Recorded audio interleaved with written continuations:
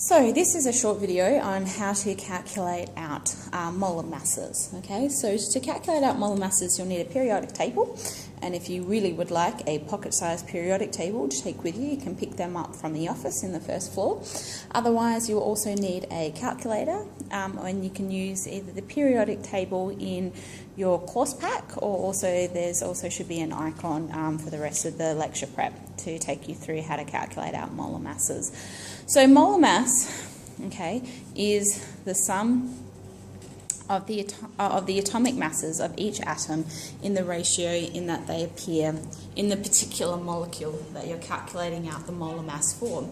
So if we take an example like sodium chloride, right, which is also known as table salt, what that means is we add the atomic mass of sodium plus the atomic mass of chlorine, okay, and that'll give us the molar mass of sodium chloride.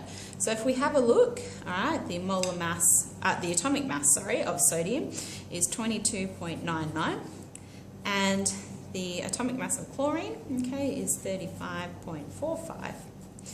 And when we pop those into our calculator, plus 35.45, that gives us a mass of 58.44. All right, the mass for molar mass, all right, is grams per mole, sometimes as it's written as, or probably more correct is grams per mole to the -1. So that's a pretty easy, sort of straightforward example, all right, but I'm going to take you through a little bit more of a complicated one. So let's look at calcium carbonate. Alright, so let's look at the ratio of all the atoms that we have in calcium carbonate. So we have one calcium atom, we have one carbon atom, and we've also got 3 times oxygen atoms present in calcium carbonate. So what that means is if we have a look at the atomic mass for calcium carbonate, alright, that's 08 plus carbon, which is 12.01, and 3 times oxygen, okay, 16. So if you feel a bit more comfortable, I'd calculate out the oxygen atoms first.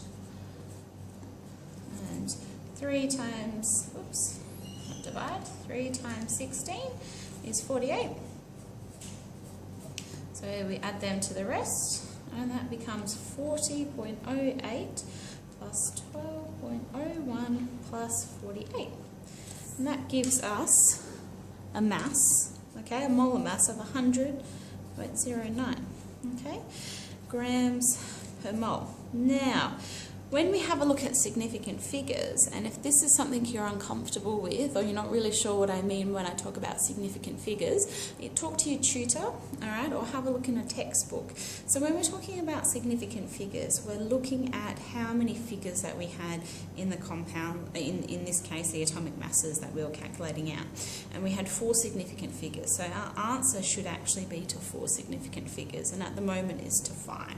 So if we were to write that out correctly to 4 significant figures, it would be 100.1 grams per mole, and that would be the molar mass of calcium carbonate. Now, if you're still unsure about how I'm calculating out the molar masses, go see your tutor, all right, and talk to your tutor, and talk to your lecturers as well, so they can give you a bit more of a hand, all right. Your textbook, your Blackman textbook, is also another good way of testing and making sure you understand the concept of molar mass.